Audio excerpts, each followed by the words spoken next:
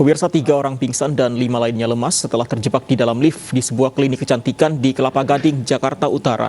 Lift macet diduga karena kelebihan muatan.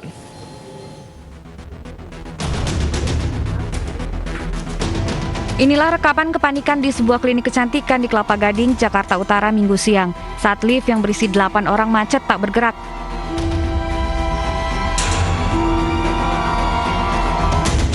Sejumlah petugas suku dinas penanggulangan kebakaran dan penyelamatan berupaya mengevakuasi para pegawai klinik yang terjebak di dalam lift. Petugas berupaya membuka paksa pintu lift. Setelah pintu terbuka, 8 pegawai yang terjebak kemudian dievakuasi ke lantai 2 gedung.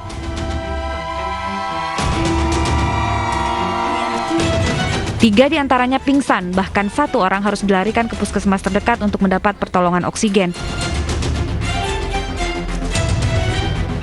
Kalau dari informasi di lapangan yang saya terima, lift itu berkapasitas 6 orang. Nah, kemudian yang ada di dalam ketika kami berhasil membuka ternyata ada 8 orang. Nah, mungkin tujuan kami itu adalah kelebihan beban dari lift itu. Sehingga belum sampai tujuan, lift itu sudah berhenti di tengah jalan. Untuk sementara, lift disarankan untuk tidak digunakan sebelum ada perbaikan. Dari Jakarta, Vendra Kurniawan, iNews melaporkan. Pemirsa, PLN UP3 Banten berjanji akan mengganti kerugian keluarga korban tewas akibat tersengat instalasi listrik di sawah. Sementara istri korban alami depresi setelah suaminya meninggal dunia.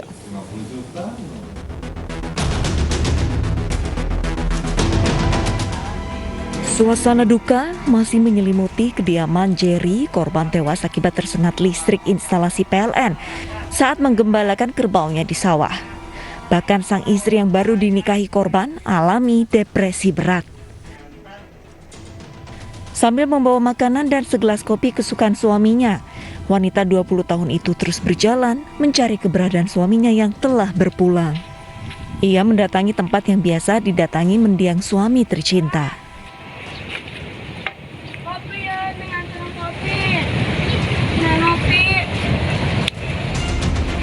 Sambil berbicara sendiri, istri korban bertanya, mengapa suaminya tak kunjung pulang ke rumah.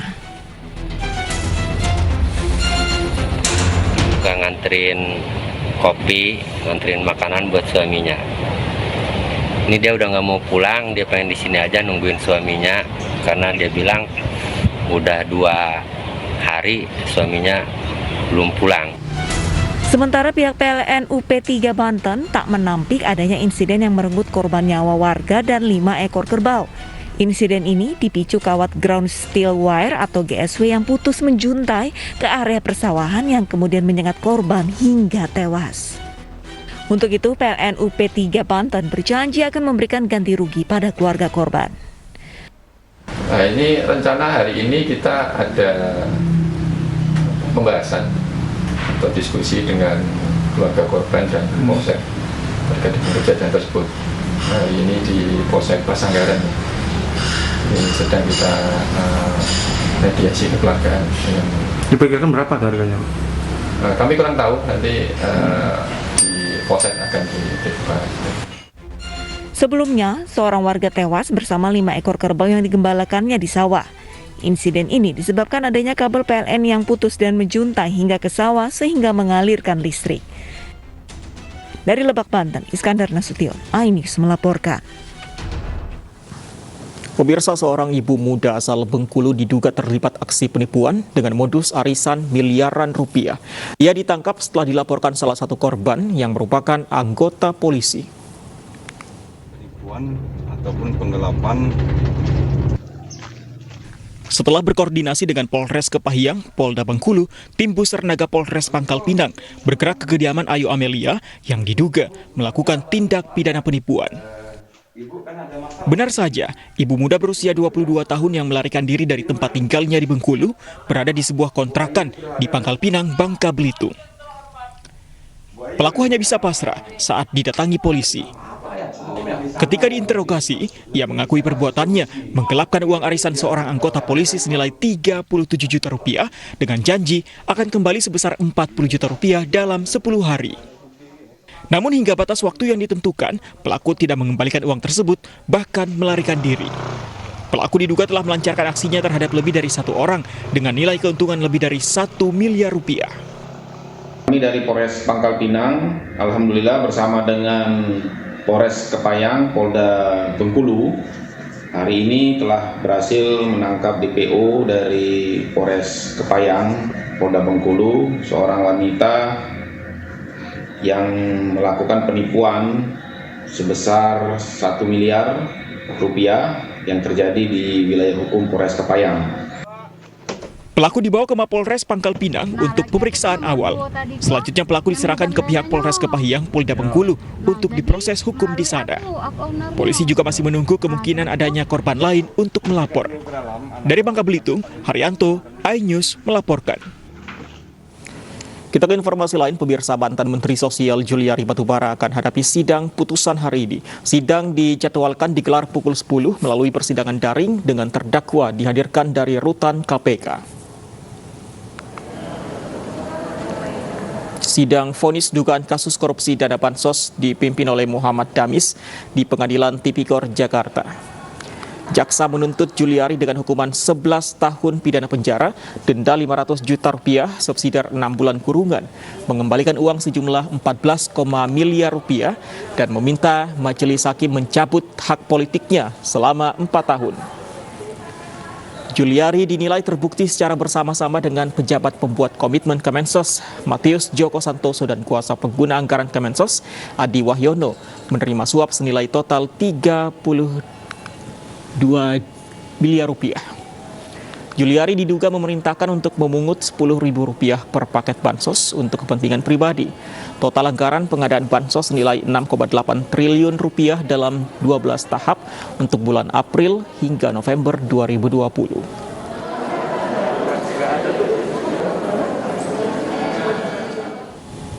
Ya, pemirsa, hari ini rencananya mantan Menteri Sosial Juliari Batubara akan hadapi sidang putusan. Bagaimana kondisi di persidangan? Terhubung bersama kami Ririn Oktaviani di Pengadilan Tipikor Jakarta. Selamat siang Ririn, bagaimana jalannya sidang Juliari Batubara? Jadwalnya adalah jam 10, apakah sudah dimulai di sana?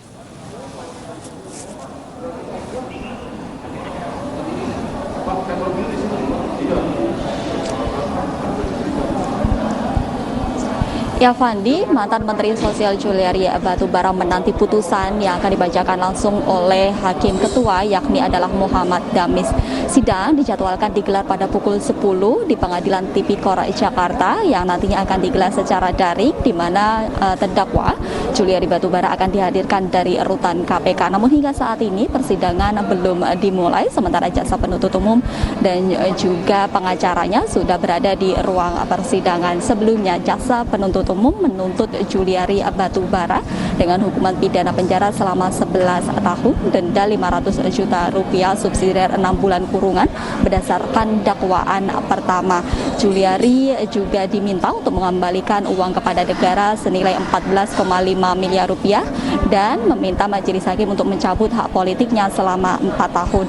Juliari dinilai secara bersama-sama dengan kuasa pengguna anggaran dan juga pejabat pembuat komitmen, yaitu adalah Matius Joko Santoso dan juga Adi Wahyono, menerima suap senilai 32,5 miliar rupiah. Suap tersebut didapatkan dari beberapa pengusaha yang merupakan vendor dari pengadaan bansos untuk wilayah Jabodetabek. Adapun rinciannya yakni adalah 1,2 miliar dari Harifan Sidabuke, 1,9 dari Ardian Iskandar-Dinata, dan juga 29,2 dari beberapa vendor yang turut serta dalam pengadaan bansos tersebut.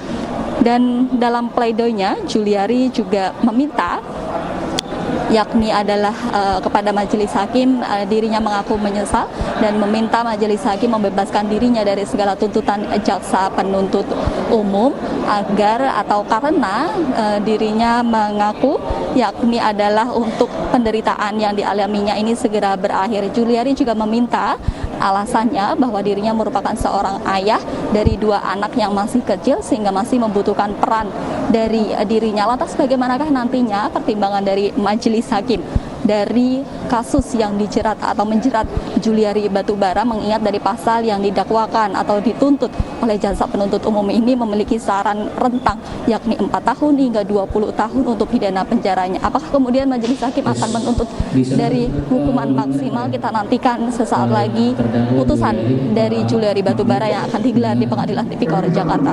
Fandi. Baik, kita akan tunggu hasil persidangan seperti apa putusannya. Terima kasih Ririn Oktaviani untuk laporan Anda. Selamat bertugas kembali. Pemirsa, hari ini merupakan hari putusan Pengadilan Tindak Pidana Korupsi terhadap mantan Menteri Sosial Juliari Batubara. Juliari didakwa telah menerima korupsi uang bansos nilai 32,4 miliar rupiah.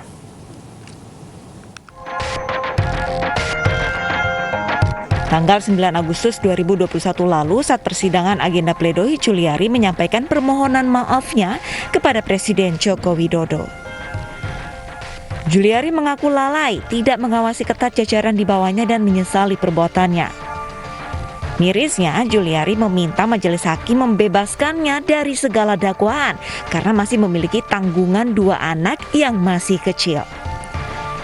Sebelumnya pada 21 April 2021, mantan Menteri Sosial ini menjalani sidang perdana atas kasus dugaan tindakan korupsi dana bansos senilai 32,4 miliar rupiah.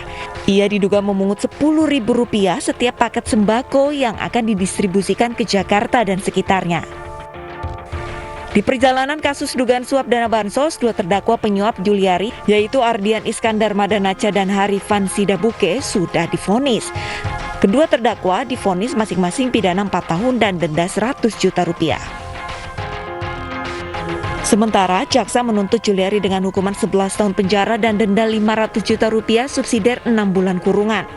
Juliari dinilai menerima suap senilai total Rp32 miliar. Namun, bagaimana putusan hakim dan persidangan atas vonis mantan Menteri Sosial pada hari ini? Tim Liputan iNews melaporkan. Ya, pemirsa, tidak hanya dilakukan pejabat tinggi, korupsi bansos bahkan juga terjadi di level pelaksana. Pelaku tega mengutip bantuan demi keuntungan pribadi.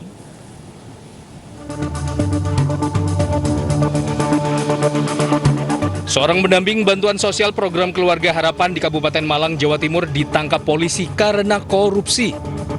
Wanita berinisial PTH ditetapkan sebagai tersangka korupsi dana bansos sebesar Rp450 juta. Tersangka menjadi pendamping sosial di wilayah Pagelaran sejak 12 September 2016 hingga 10 Mei 2021.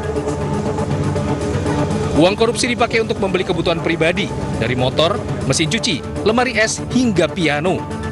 Akibat korupsi oleh wanita berusia 28 tahun ini, 37 keluarga miskin penerima manfaat tidak pernah merasakan bantuan sosial. TS dan DKA, 2 oknum mendamping sosial dalam program Keluarga Harapan, hanya bisa pasrah saat diringkus petugas Kejaksaan Negeri Tiga Raksa. Pendamping sosial yang juga berprofesi sebagai guru honorer ini dijadikan tersangka setelah terbukti memotong uang bansos PKH milik 700 warga Kecamatan Tiga Raksa, Kabupaten Tangerang, Banten. Tak tanggung-tanggung, pemotongan uang PKH dilakukan keduanya sejak 2018 hingga 2019 dengan total mencapai Rp700 juta. Modus kedua tersangka dengan cara mengumpulkan kartu ATM milik warga penerima PKH, lalu kemudian mencairkannya di bank. Ketua RW 05 Kelurahan Beji, Kecamatan Beji, Depok, Jawa Barat diduga menyunat dana bantuan sosial untuk warga terdampak COVID-19. Dana bansos selama 2 bulan yang seharusnya Rp600.000 hanya dibagikan Rp550.000 per kepala keluarga. Sejumlah warga pun geram dan membagikan kasus ini di media sosial hingga menjadi perbincangan warganet. Namun sang ketua RW mengklaim tidak menyunat dana bansos. Potongan Rp50.000 digunakan sebagai donasi untuk memperbaiki ambulans. Polisi pun turun tangan menyelidiki kasus ini. Tim Liputan iNews melaporkan. Razia protokol kesehatan di Kota Makassar, Sulawesi Selatan diwarnai kericuhan. Kami hadirkan informasinya usai jeda.